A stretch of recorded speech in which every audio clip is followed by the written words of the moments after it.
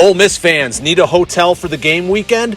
Many OTAs keep all the commissions, but at Fan Plans, you still get your loyalty points, receive direct confirmation from the hotel, and you support Rebel Grove. Visit fanplans.com/Rebel Grove today.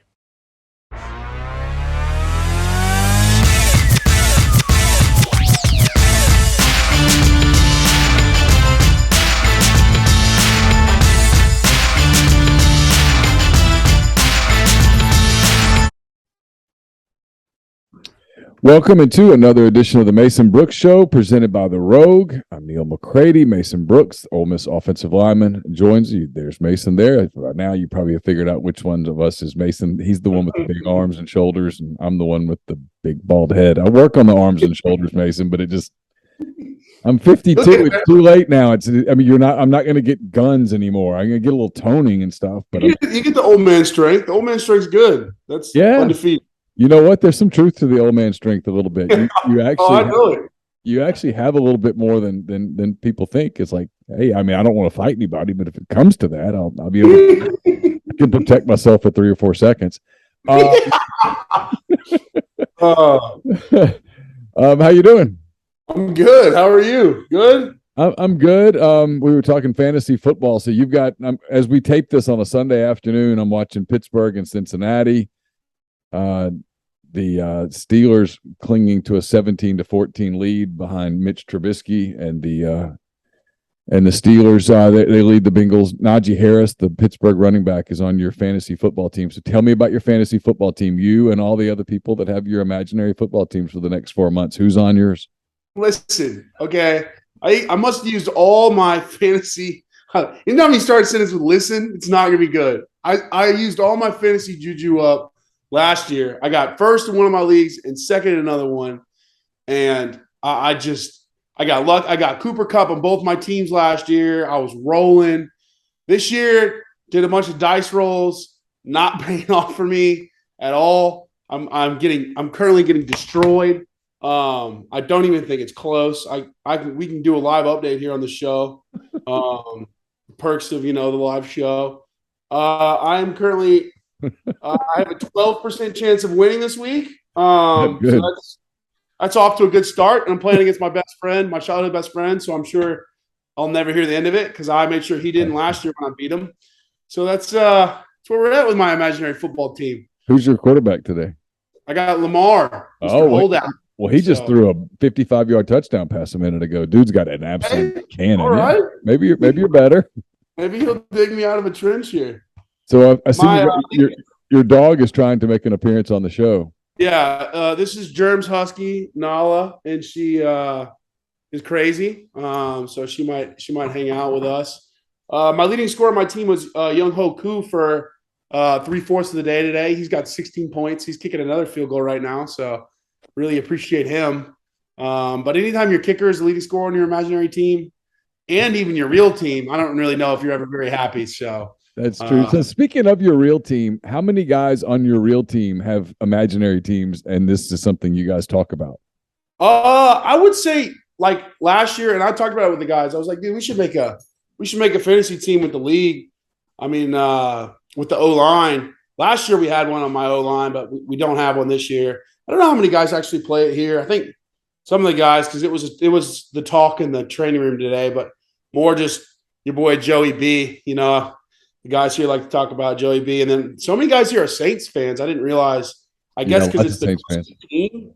Is that why? Yeah, it's because a lot of guys that grew up in Mississippi, the Saints were the local team, and so that's what you got every week.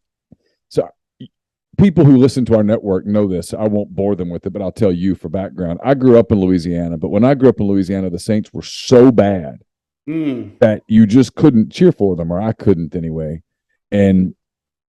But when they got good, I felt bad jumping on the Saints bandwagon because of all those years that they were right there. And I was like, nah, these guys are too bad to cheer for. So, yeah, but there's a lot of Saints fans in this part of the country, obviously. Did you grow up a Cowboys fan, Texans? Cowboys. Diehard Cowboys fan. So that's been an ups and downs kind of deal for me. But I'm like a true Cowboys fan. I just always think we're going to win it all. And very naive, and so just we got a good squad this year. I think we had a good squad last year. I think we have a good squad every year. So yeah, just find hope in my Cowboys. all right. Let's talk about Ole Miss and Central Arkansas briefly because I want to get to the funny part. It wasn't probably funny for you at the time, but I could see something happening, and you just sort of confirmed it to me in the pre-show. So you guys win 59-3. It was a blowout. I don't really know why these games keep getting played. I guess they're just bye games, and it is what it is. But anyway, in the second half, you were in there a lot. You and a lot of the young guys, and all of a sudden, out of the blue, this is fourth quarter, if I recall correctly. Fourth quarter, yes. You guys start a possession, it's 1st and 10. 3 plays later, or 3 snaps later, it's 1st and 40 because they've called consecutive holdings out of the blue. I'm assuming, Mason, now correct me if I'm wrong, but I'm assuming that nobody was really changing anything in the fourth quarter from what they'd done in the first, second, and third quarters. But all of a sudden, somebody with striped shirt and a yellow flag decided that he had enough and called 3 straight holding calls, one on you. It was your second one of the night. You told me before we got started that you'd never been called for holding before in your college career. So take me through what happened. Look, here's the deal. It started earlier with the field goal team because these Central Arkansas cats they were talking crazy on the field goal team to me, and really all of us. And so about third quarter, every time we got out there, they were talking just crazy. And keep in mind, we're just working them. I don't know why. What are they saying on the field goal? Like just wild stuff. Very, very targeted at me too. Just decided that I was going to be the one that we're going to target. I think they were trying to maybe set up a block or something. They were trying to get me to lunge, so I was just ignoring them. But the player that was talking got dusted by Mingo. Shout out to Mingo, who had an insane game, by the way. He did. But so I finally get back on, and this man literally just got a ball caught in his head. And I'm talking to him as soon as I ran on the field. I was like, nice coverage, but like just talking the whole way. And I guess the ref, that was the first time he heard anything going on. And so he came to me and he was like, hey, it's low class. And I've always like felt like I'm a higher class play. Like I don't ever really talk trash. It's not really my game. I just feel like it's wasted energy and movement, whatever. But it's the last person that always gets caught, I feel like. And I'm the bigger guy. And so I get caught. And from that point on, he was zeroed in on me. And, Micah hit the guy's hip and I just pancaked him down. And I see a flag come out and I turned around and I was like, no way. And he's just staring at me. And I was like, you did not. And he calls a hold and he looks right at me and he's like, oh, yeah, you torqued him. Oh, yeah. I was looking at Micah and everyone else. Bucky's like, don't worry about it. Like, this guy doesn't like us. And I was like, what is happening? How old are you, sir? And then he did the same thing to Mike. And he's like, I'm going to throw one on you later, 57. I'm like, what? I hear Lane's just like, I mean, what's going on here? I mean, it's fourth quarter. Like, what are these just flag city? What are we doing here? Yeah. So, I always try to be respectful of the refs, but they were pushing my patience last night for sure. So even Kiffin was asking the official in question here, like what's going on? Why all of a sudden? It was just out of the blue. I mean, you said it was just out of the blue. I mean, you were like 1st and 40. Yeah. What? I mean, like, do you guys just want to hang out forever? Are we just all going to kick it out here in the rain and lightning? Like, just out of. I was ready to get out of there. I kept I was sort of perturbed with the whole thing, and then the second one I was watching the play. I was watching line play, and there was no hold. And at all. I mean, because you could, and there's a lot of times that you could call, this. There's a lot of times you could call a hold on damn near any play. I mean, there's somebody's going to grab or do something. One of those things that, like, I feel like you throw the flag if it's a game, like if it's a play breaker, like if someone holds somebody and it breaks for a big first down, I feel like you throw the flag to bring it back. But just throwing it to throw it, I mean, I feel like that's more of a judgment. You're right. You could throw it like every other play if you wanted to. The whole point of blocking is holding on to somebody. So yeah, no, I mean, I'm never really one to complain about referees or calls, but it definitely was getting on my nerves. I'll leave it at that. But it was definitely irksome. So How do you feel like the offensive line's coming along right now as you guys get a little closer to? I mean, obviously you haven't been tested yet, like the tests that are coming here in the next few weeks. But how do you feel like the unit is as a group?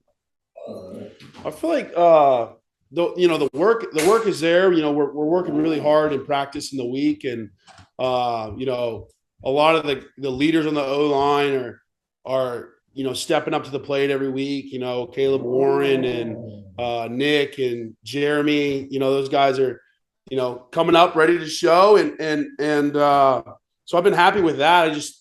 I think as an O line, like our standard for ourselves is so high, and Thornton sets our standard so high.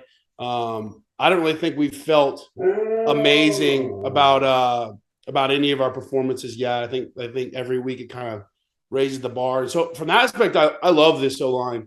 Like I would be concerned, honestly, either game I know we won both games and that's the end goal, but I would be concerned either game if the guys came out and they were just chipper. It's just a lot of the guys on this O line are very hungry, and I still feel like they have a lot to prove. And so I think everyone's just excited to play, a P5 team and to kind of get rolling and challenge ourselves. So I would say like content and uncontent, kind of like how we felt last week, just because we set a high standard for ourselves. You guys are teammates. I'm guessing you felt terrible for Luke Altmaier yesterday. He gets his on Saturday. He gets his opportunity, and then something happens in terms of his shoulder or something with his upper body on Saturday. He comes out of the game, doesn't get back in. Just when you see a teammate that has worked really hard in the competition, that's a lot of people have talked about, and it's been a lot of headlines and stuff like that. When you see that happen, what kind of goes through you?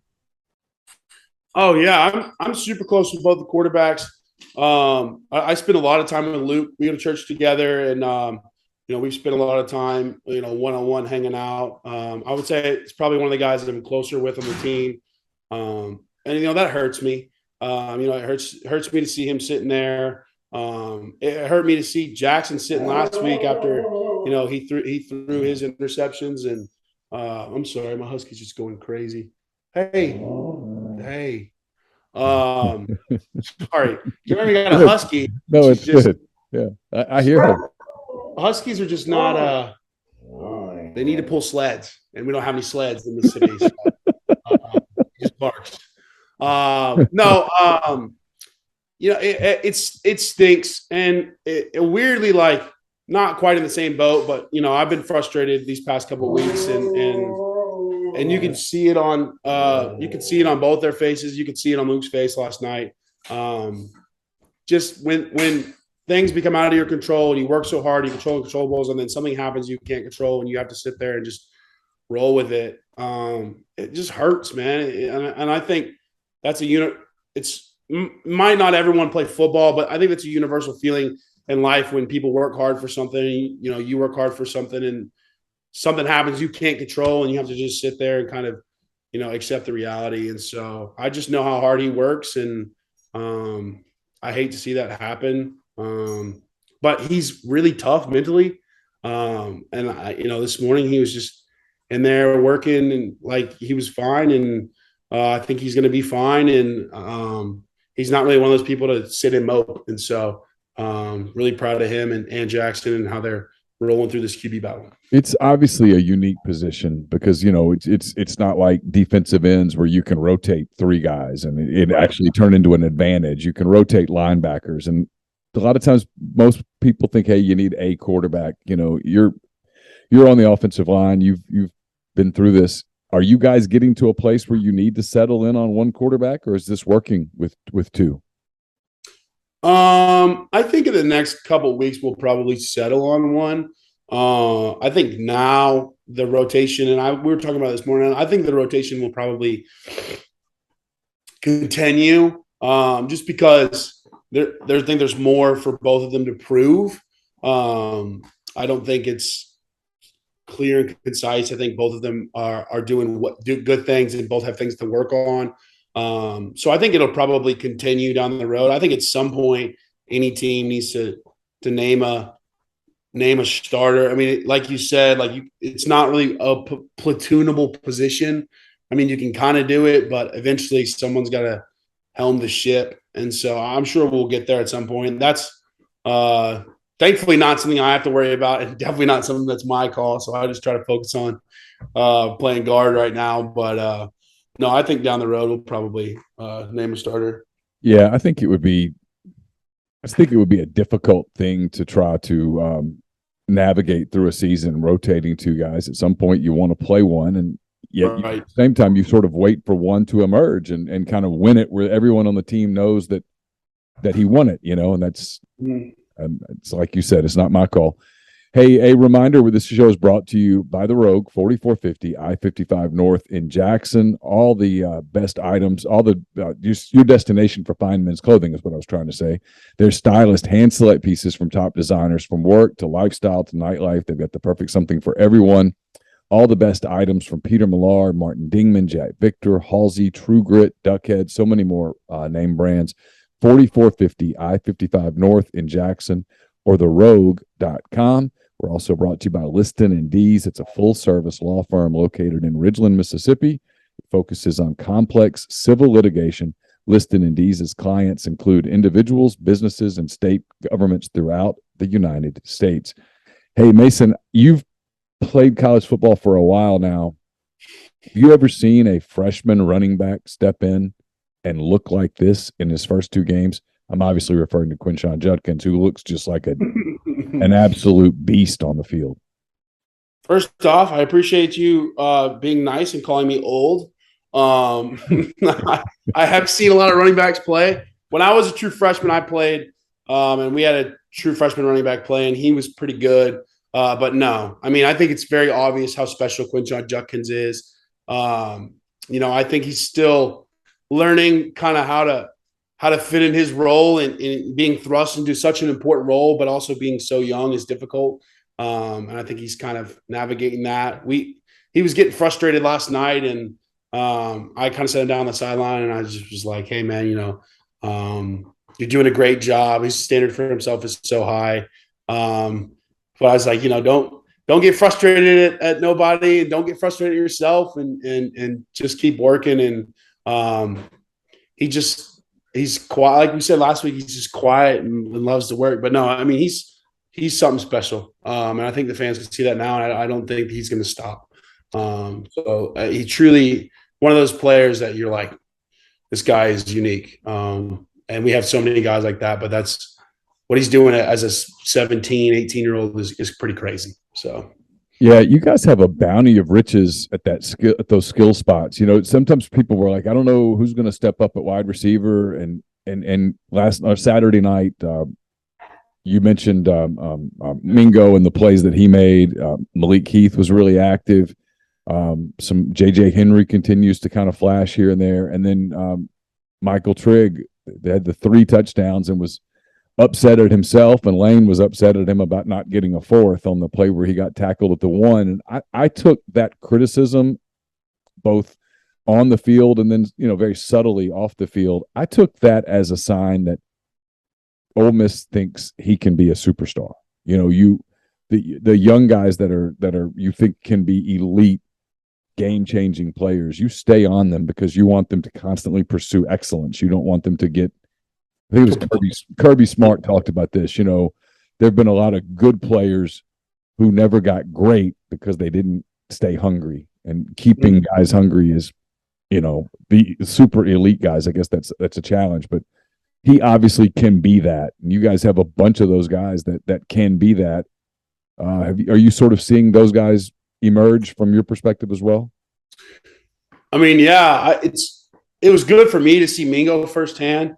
Because I've seen him kind of make plays here and there, but from what I've heard from the guys, he's something special. So it was great to see him really feel comfortable last night. And then, Trigg has been working really hard from a character standpoint, from a blocking standpoint, and to see the fruits of his labor is cool. For how much old talent there was on the team, I know everyone was talking about all the gaps to fill this year. I think, what did you say, a bounty of wealth? I think it's a great way to put it.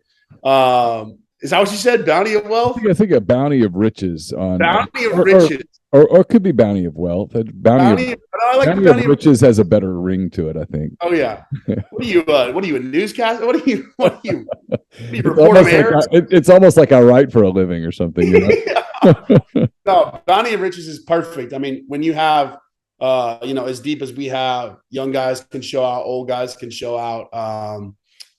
Sharing the wealth, sharing the riches amongst those guys is been clear, and I think will be continue to be clear. Where you're not just looking at, hey, it's just Mingo, it's just Mingo, it's just Mingo. Where it's like, hey, it's Mingo, it's Heath, it's Henry, it's Wade, it's Watkins. Watkins can play too. We haven't seen a whole lot of him, but I mean, he's a ball. You got Zach, you got Trigg, you got Casey Kelly's, in the mix still. Quinshawn. I mean, it's not just going to be hearing the same guy's names over and over and over. Even though we heard Trigg a lot, I mean, I just expect different guys to go off in different games.